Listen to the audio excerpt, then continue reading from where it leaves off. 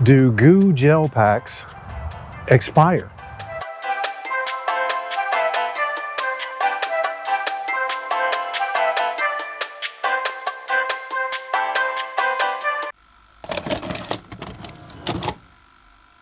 Try and keep this short.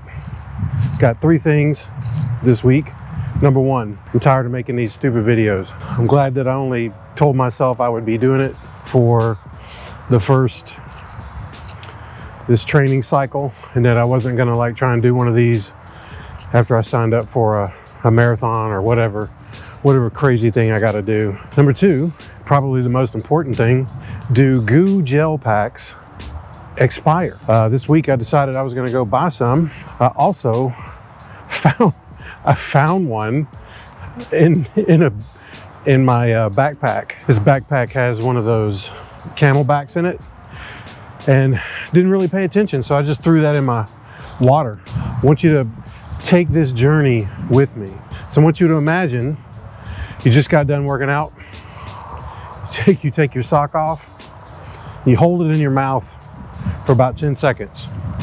Now I want you to add a hint of blueberry. Now I've never experienced that, but that's probably the closest way I could describe what this gel pack tasted like. Now I'm not gonna pick on them. I know that they make some good tasting ones because I've had a couple of them recently, but what I had that one day was a brutal shock to me. I gotta pay more attention when I do that kind of stuff. Number 3, focused on the wrong things this week. I had intervals again, which was kind of wild. I thought I was done with those, and I looked on the program and I saw, 10-minute run, 1-minute walk, no big deal. Last week I worked up to 30-minute run. 10-minute runs, nothing, right? And then I started paying attention to the actual workout, and I realized that this workout was more about recovery and probably pacing myself better than it was just being able to go and hammer out 10 minutes. It's probably more about that 1 minute than it is the 10, as evident by day 1, when I decided, you know what, it's only 10 minutes. I can do that. Went out there and definitely went out way too hot.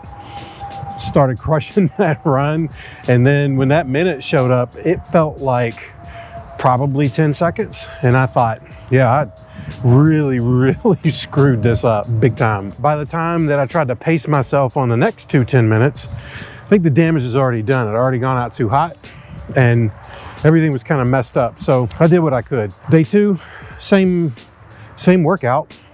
However, it was, I don't know, the weather was messed up. I was messed up. Shocker, right? Probably that gel pack. That gel pack. Don't have expired gel packs. Been known to cause brain malfunctions. I thought that it was going to be colder than it was, so I went out dressed like it was a little bit chilly, and then after the first 10 minutes realized I was going to overheat. Couldn't really cool down, so second day sucked. Third day seemed a lot better. Weather was cooler, and went out and bought a water bottle that is made for runners so that I could take at least some kind of hydration with me. I realized I was just going out and running.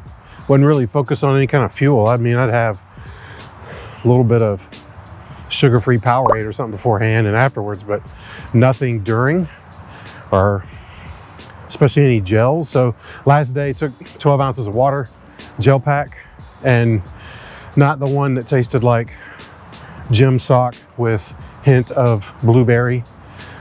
Nothing that would trigger the gag reflex. I feel like day 3 was a lot better.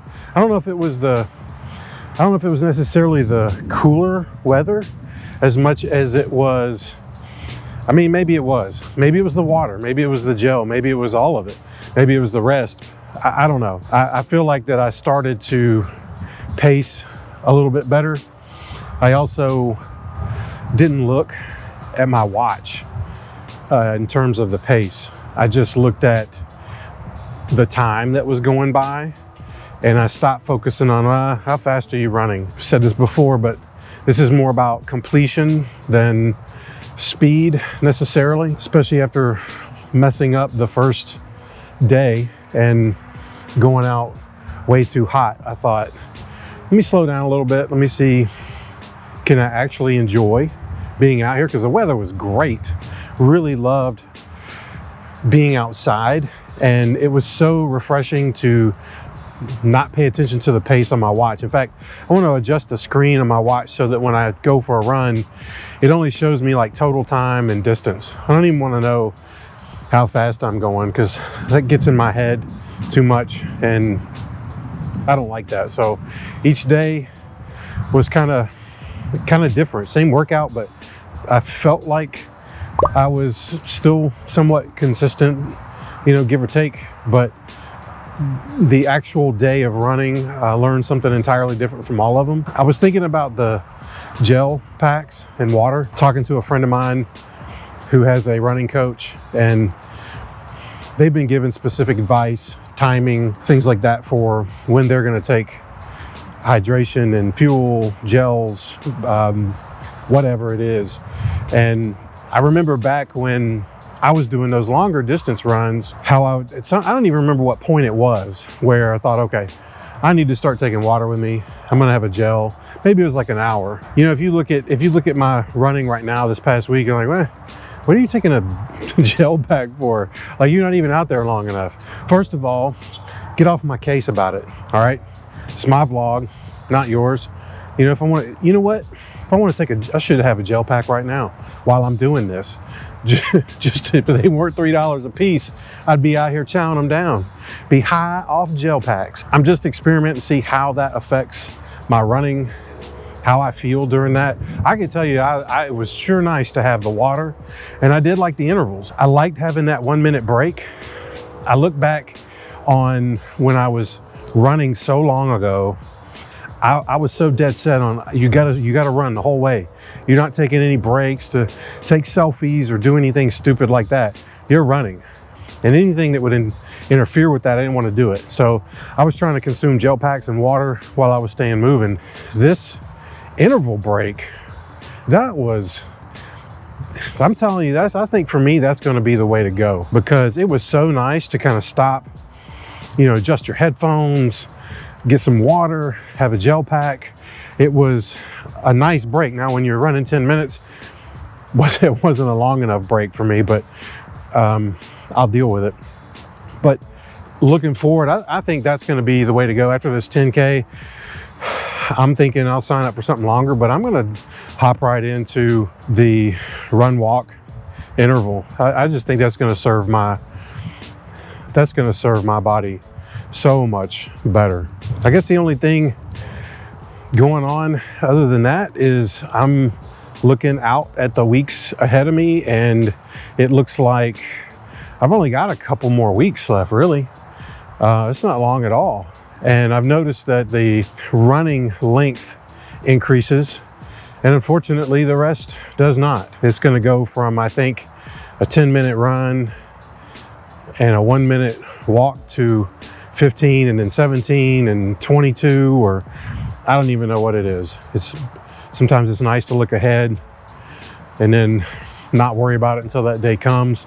It is helpful in some instances so that mentally I can be more prepared for the workout that's ahead, especially maybe be not so stupid and learn how to pace myself a little better. Because really, if I'm being honest, the app really says jog. It does not say run. It says jog for 10 minutes, walk for 1. I'm probably trying to push more of the run than I should be at this point. Next couple of training days, weeks, whatever, I got to do better about that, about trying to jog. As the distance starts to increase, started to notice just a little bit of how that's starting to feel on my body, namely my hip flexors and knees. So learned a lot this week. It wasn't the most ideal week for me, I feel like the running itself wasn't necessarily perfect, but I need weeks like that. I need these weeks to kind of shake things up, and I didn't sign up for this and commit to it because I thought it would be easy. I wanted to do this because it was a challenge. So we're now in the challenging part for sure. All right, see you next time.